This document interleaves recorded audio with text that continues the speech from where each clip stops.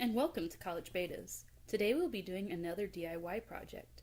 This time it is a built-in filter styled after the Fluval Spec V.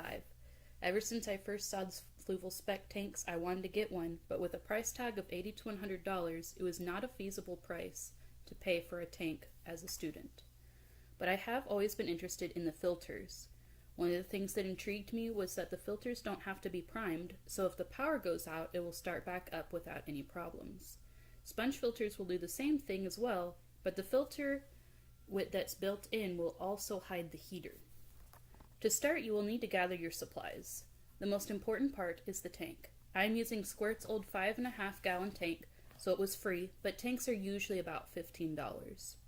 You will also need a pump. I got mine from Amazon for $8, a 1/2 or smaller bulkhead set with a strainer or output.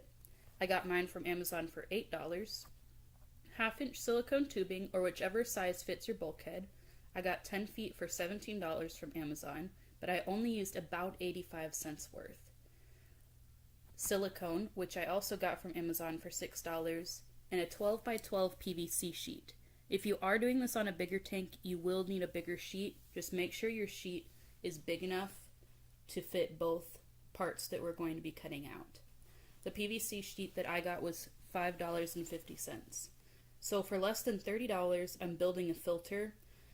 And then the only other things that you need to get are media, and I use ceramic media, and filter foam that I got from my aquarium box. So for me that was free, and it's not the most cheap thing to get ceramic media, but it's not extremely expensive either.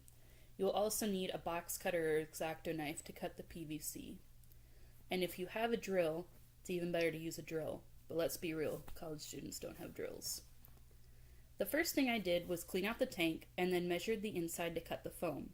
You need a piece that is slightly smaller than the side panel and a piece that is either the same height or the same height minus 1.5 inches and about 1.5 inches wide.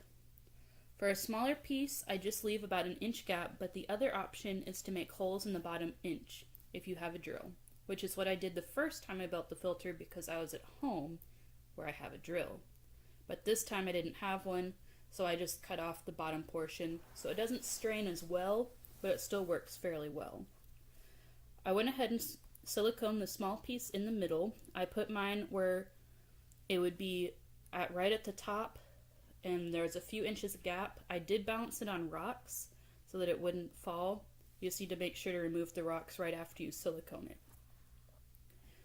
So this time my sponge was a little bit wider than the first time I made it, so the small piece is closer to the middle, but the first time it was a little bit closer to the front panel of the fish tank. It just depends on which sponge you're using. And it doesn't matter how nice the silicone looks in this area because it's not going to be seen from the front of the tank. One trick that I like to use is to use binder clips to clip the sheet into place while I'm siliconing.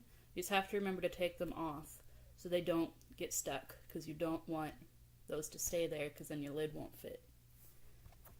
So after a couple days of waiting and having to order new silicone because the other one dried out, I started on the larger piece. On the larger piece, you'll need to cut out the teeth for the overflow. The teeth are about 1 inch tall and about 1/4 to 1/2 centimeter wide. I wanted the teeth to be a little smaller so they didn't pull my Sylvania minima in or any other floating plants. If you have larger floating plants or no floating plants, you can do a little bit bigger, but I wouldn't go too big so you don't suck any fish or snails or anything else in. You do want to leave some room on the side closest to the front panel so that you can silicone it in without covering up a hole and making a small hole. The smaller the holes are, the more often you're going to have to clean them out if you have things floating around. After the teeth are cut out, you'll need to make a hole for the bulkhead. The bulkhead that I used, like I said earlier, was a 1.5 inch. So I used the bulkhead itself as a guide, and I made it slightly larger so I could slide it out easily, because otherwise I would have to take the tank apart to get the pump out. But if I made the hole a little bit bigger, then I'd be able to slide it out a lot easier. The extra gap will be closed by the screw-on portion of the bulkhead, so as long as you don't make it too much bigger, then you're going to be fine, and it'll still hold water. So while you are siliconing, make sure the bulkhead is out so you can put the pump back in. On this piece, I wanted the silicone to look a little nicer, so I used some masking tape near the edges so the silicone wouldn't get as messy. Once the silicone is on, you will want to remove the tape as well as the binder clips, as I told you earlier, if you use them to hold the panel in place. While you wait for the silicone to cure, you can go ahead and cut the tubing to size. You don't want the tube to be too long because you'll most likely want the heater in the same compartment and not a very large space. After 24 to 48 hours, you can add the pump in as well as the media. In the media compartment, I put ceramic media in the bags at the bottom and folded up the filter pad I had on top. You can also use a piece of sponge meant for the AquaClear filters, or you can use a replacement sponge for the Fluval Specs, which hold the media. In Hank's tank, the first tank I did it on, I do actually use a Fluval sponge with media inside it, and I do like that. I just opted for a cheaper method this time. As for the pump side, I put the pump in first and the barbed attachment and hose already on it. Once the pump was in, I put the bulkhead in and the heater. I do recommend getting a smaller size heater for this project because you don't have to worry about the water level as much. The heater in Hank's tank is a little taller, so I have to worry about keeping the water level high enough so that it doesn't burn up. The one I'm using in Adam's tank is the Hydor 50-watt heater and is a great size for fitting in the little space. With everything set up, all you have left is aquascaping, filling it, and adding your fish. If you decide to follow this, make sure to comment down below and send me pictures or videos of your final product on Instagram. Don't forget to like and subscribe, and join us next week for another video.